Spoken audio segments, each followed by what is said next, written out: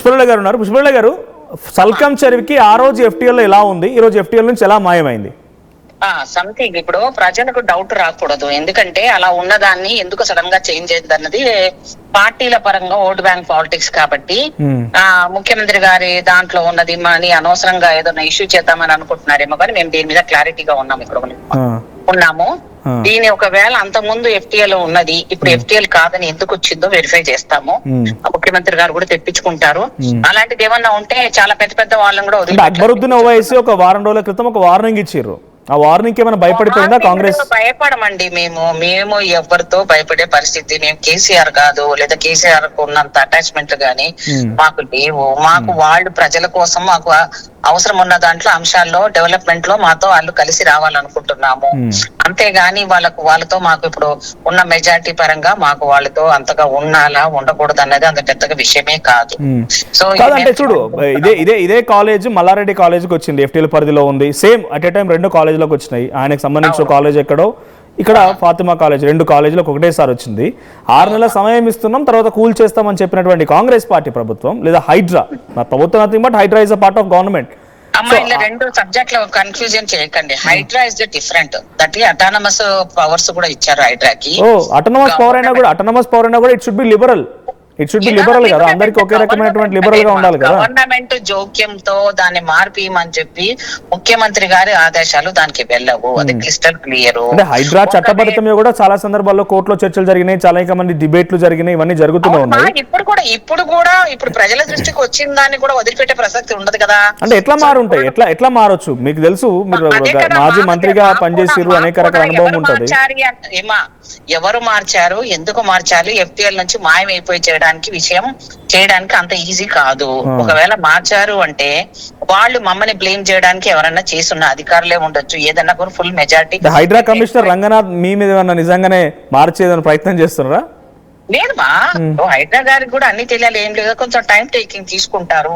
తీసుకొని ఇది న్యాయస్థానం తప్పు పట్టించడం కదా సరదాగా. సరే, మీరు ఏదో నోటీస్ కలెక్ట్ ఇచ్చిరో లేకపోతే ఇంకా అనుకోవచ్చు, కోర్టులో సబ్మిట్ చేసిరు కదా. ఇదండి బా, న్యాయస్థానం కూడా ఊరుకోదు. అలా మొన్నటి వరకు ఎఫ్టీఎల్ లో ఉన్న దానికి అబ్జెక్షన్ మనం క్లెయిమ్ చేసినప్పుడు హైడ్రా నుంచి వచ్చింది, వాళ్ళ దగ్గర ఉంది. మళ్ళీ ఇప్పుడు చేంజ్ చేసింది ఉంటుంది. కోర్టు ఊరుకోదు, ప్రభుత్వము ఊరుకోదు. దీని క్రిస్టల్ క్లియర్ గా నేను చెప్తున్నాను ఏంటంటే, ముఖ్యమంత్రి గారి గానికి ఆపాదించడం గాని, హైడ్రా వాళ్ళు చేసిన దానికి ప్రతి దానికి లింకప్ గాని పెట్టడం కరెక్ట్ కాదు. హైడ్రా కమిషనర్ గారి లెవెల్ మళ్ళీ ముఖ్యమంత్రి గారు అడుగుతారు, రివ్యూ చేస్తారు. ఒకవేళ అది ఎఫ్టీఎల్ లో ఉంది అంటే నిర్దాక్షంగా యాక్షన్ తీసుకున్న వెనక్కి వెళ్ళాడు. ప్రజలకు ఏది నష్టం జరుగుతుందో, ప్రజలకు అన్యాయం జరగకూడదు అనేది మా ఇంటెన్షన్. అంటే ఇప్పుడు మీరు విశ్వసిస్తున్నారా కాంగ్రెస్ పార్టీ, లేకపోతే కాంగ్రెస్ పార్టీ ప్రభుత్వం అయితే నమ్ముతుందా అది ఎఫ్టీఎల్ లో ఉందా లేదా అనేది? హైడ్రా వేరు, ప్రభుత్వం వేరు అంటున్నారు కాబట్టి మీరు నమ్ముతున్నారా ఎఫ్టీఎల్ లో ఉందా లేదా అని?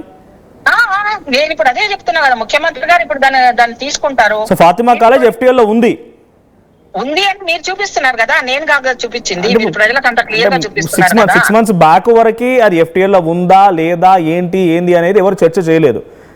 2 years క్రితం ఎప్పుడైతే అంటే హైడ్రా వచ్చి నోటీస్ ఇచ్చిందో అప్పుడు అందరూ ఎస్ ఎఫ్టీఎల్ లో ఉన్నవన్నీ కూల్ చేస్తున్నారు కాబట్టి ఇక్కడ సున్నం చెరువులో కూల్ చేసిరు, కుకట్పల్లి దగ్గర కూల్ చేసిరు. బ్రదర్స్ గానీ వాళ్ళందరూ కూడా టచ్ చేస్తే ఊరుకోము, ఇవన్నీ పొలిటికల్ సబ్జెక్టులు. కానీ చేసేది ఏదైతే ఉందో, అన్యాయం జరిగితే తప్పు అని ఉన్నదానికి ఎవరికైనా ఇదే సేమ్ యాక్షన్ ఉంటది అన్నది మాత్రం గమనించాలి.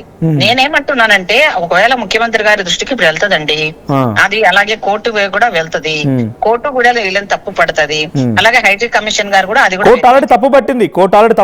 ఆ రోజు ఎఫ్టీఎల్ లో ఉంది, ఈ రోజు ఎలా లేదు అని క్వశ్చన్ చేస్తే కోర్టు తప్పు పట్టింది. ఆ కాపీని ముఖ్యమంత్రి గారు తెప్పించుకుంటారు. కొంత టైం పడుతుంది, కానీ ముఖ్యమంత్రి గారికి కానీ మా పార్టీకి కానీ ఆపాదించాల్సిన అవసరం లేదు. అంటే స్టేటస్ కో ఉన్నా కూడా కూల్చివేతలు జరుగుతాయి. ఉదాహరణకి బతుకమ్మ కుంట తీసుకుందాం, మర్పేటకి సంబంధించి.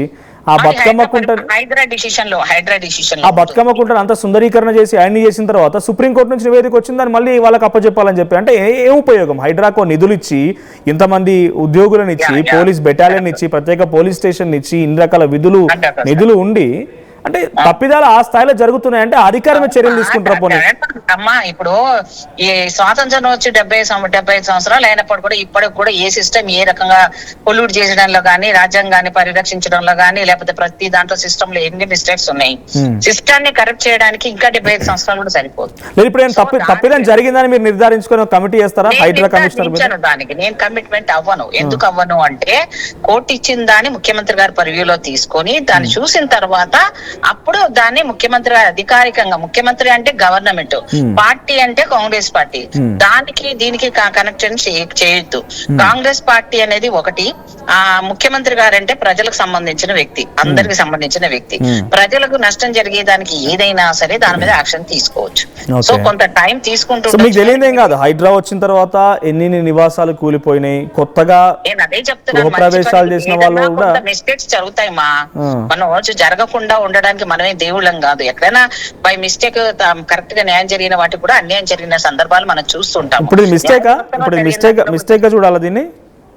ఉండొచ్చు, కొంత టైం తీసుకుంటే మిస్టేక్ ను కరెక్ట్ చేయడానికి అవకాశాలు కూడా ఉంది కదా, అదేం మ్యాండేటరీ కాదు కదమ్మా. Okay, thank you. తప్పుదన్నీ ఇది కూడా మనం కరెక్ట్ చేసుకోవడానికి అవకాశం ఉంది, కరెక్ట్ చేద్దాం 99%. థ్యాంక్ యూ పుష్పలత గారు. సో ఇది మిస్టేక్ అయి ఉంటుంది. ముఖ్యమంత్రి నివేదిక తెప్పించుకుంటారు, ఆ రోజు ఎఫ్టీఎల్లో ఉంది, ఈ రోజు ఎఫ్టీఎల్ నుంచి ఎలా మాయమైందో నివేదిక తెప్పించుకుంటారు. హైడ్రా అనేది వేరు, ప్రభుత్వం వేరు.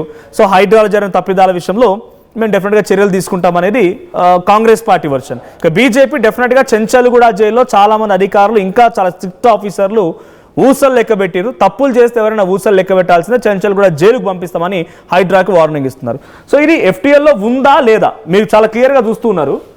సో సల్కం చెరువుకు సంబంధించి మొదట ఇది సల్కం చెరువు, ఈ సల్కం చెరువులో ఇది కాలేజీ. సో ఇదంతా చెరువే ఉంటుంది, కానీ మధ్యలో కాలేజీ ఉంటుంది. ఇది ఎఫ్టీఎల్లో ఉందా లేదా?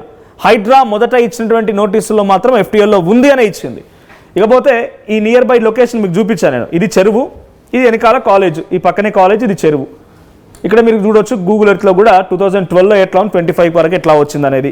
సో ఎట్లా మార్పులు జరుగుతూ వచ్చినాయి, ఏ రకంగా ఇది మొత్తం మట్టి వచ్చింది, ఎట్లా కన్స్ట్రక్షన్ జరిగినాయి అనేది.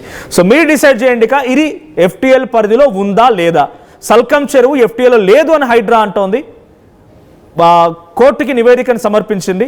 సో బీజేపీ మాత్రం ఎఫ్టీఎల్లో ఉంది అని అంటోంది. ఆ మిస్టేక్ జరిగి ఉండొచ్చు అనేది కాంగ్రెస్ పార్టీ నాయకులు చెప్తున్న మాట. ఇంకొకటి, సో ఎఫ్టీఎల్లో ఉందా లేదా మీకేమనిపిస్తుంది కామెంట్ చేయండి. ఈ కాలేజీని కూల్చాలా వద్దా అది కూడా కామెంట్ చేయండి. तलवारों से मारा है, अरे आज अगर कोई बैठकर सोचता है कि हम डरा देंगे, गिरा देंगे, गिराने वाले गिरा दो, कोई बात नहीं, तुम्हें गिराओगे मैं डर बनाऊंगा, ये मेरा इरादा। डरने और घबराने वालों में से नहीं, मैंने कोई बेईमानी नहीं की, कोई धोखा नहीं दिया, ईमानदारी के साथ, इखलास के साथ काम किया है और काम कर रहा हूं।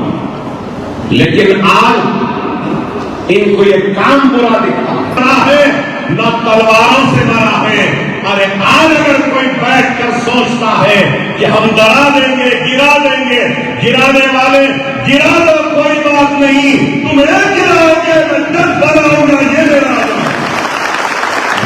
इरादा।